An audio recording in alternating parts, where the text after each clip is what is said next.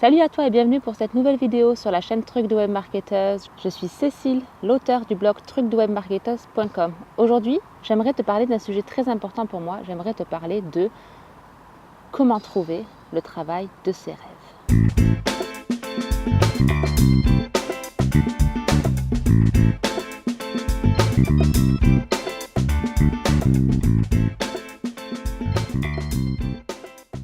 Qui n'a pas entendu cette question depuis le plus jeune âge? Qu'est-ce que tu veux faire quand tu seras grand? On a l'impression que c'est la chose la plus importante pour les adultes. Trouver un bon travail. Et qu'est-ce que ça veut dire un bon travail? Alors après, quand on grandit, on se dit il faut trouver le travail de ses rêves. Je ne sais pas ce que vous en pensez, mais je trouve que ça met un peu la pression de se faire entendre la question qu'est-ce que tu veux faire quand tu seras grand alors que tu n'as même pas l'âge d'aller à l'école. Des fois, tu as 3, 4, 5 ans et on te dit déjà est-ce que tu sais déjà ce que tu veux faire quand tu seras grand? Dans quoi tu veux travailler? Quel est le travail de tes rêves? Il faut travailler de sa passion. Si tu travailles de ta passion, tu n'auras jamais l'impression de travailler. Et est-ce que trouver le travail de ses rêves est vraiment la question la plus importante? Est-ce que la question n'est pas, ok, quel est le travail de tes rêves, mais surtout, pour qui et dans quel environnement veux-tu réaliser ce travail? Moi, j'ai toujours cru, depuis que j'étais petite, que le jour où je trouverais enfin le travail de mes rêves, je serais enfin heureuse.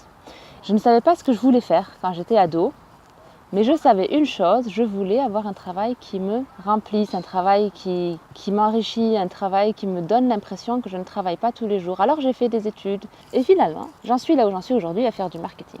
J'ai découvert le marketing à l'âge de 20 ans. J'ai découvert le marketing digital à l'âge de 25 ans. À l'âge de 25 ans, je pouvais enfin dire que j'avais trouvé enfin quelque chose qui me plaît. Le marketing, ça me plaît parce que ça me permet d'aider les business, les entreprises, les entrepreneurs, les jeunes passionnés à promouvoir leur passion et leur mission en ligne.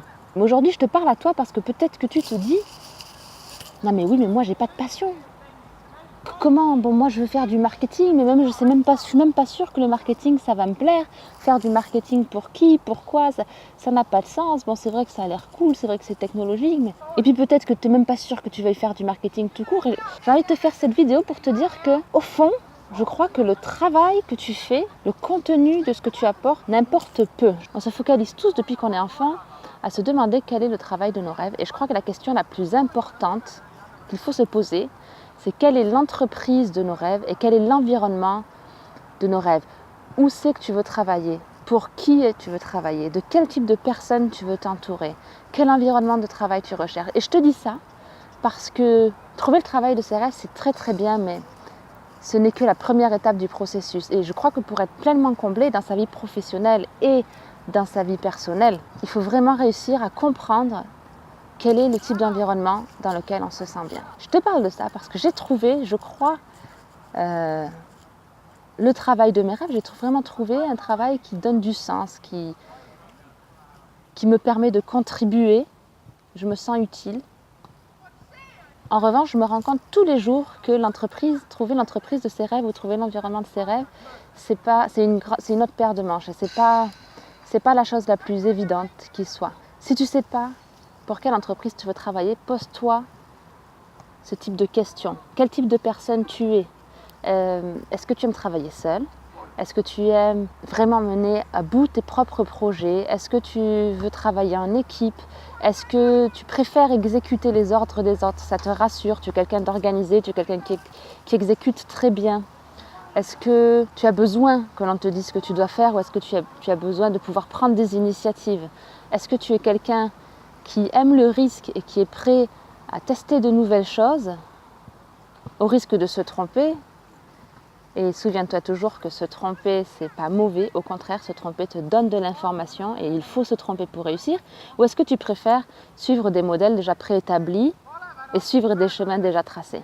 Quel type d'environnement, quel type de sécurité as-tu besoin? Est-ce que tu as besoin d'horaires fixes ou est-ce que tu aimerais pouvoir être plus flexible? Est-ce que tu as besoin que ta créativité soit stimulée? Est-ce que tu as envie d'évoluer et de manager des gens? Il n'y a pas de bonne ou de mauvaise réponse. Hein. On est tous différents, mais je voudrais t'en parler aujourd'hui parce que l'environnement dans lequel tu travailles et les personnes pour lesquelles tu travailles seront, au bout du compte, ce qui fera que tu te sens bien ou que tu te sens moins bien. Et j'en parle en connaissance de cause. J'ai travaillé dans différents types d'environnements pour différents types d'entreprises et toujours au bout du compte, ce qui a fait que je me sentais bien ou pas bien ont été les personnes avec qui je travaillais, l'écoute qu'on m'a donnée, le respect que l'on m'a attribué, la considération, le soutien. Une des choses qui a donné l'idée à cette vidéo, et cette vidéo est basée sur un de mes articles du même nom que tu peux retrouver sur mon blog et je te mets le lien dans la description en dessous. C'est une présentation qui a été faite par René Carayol. René Carayol a écrit le livre Spike et il nous a fait une présentation un jour d'une journée d'équipe au travail. Et toute sa présentation, qui était fascinante, était basée sur la culture d'entreprise, était basée sur la différence des entreprises qui sont ou focalisées sur la performance ou focalisées sur les valeurs. Et toute l'unicité de l'entreprise, toute la culture d'entreprise se base sur cet équilibre.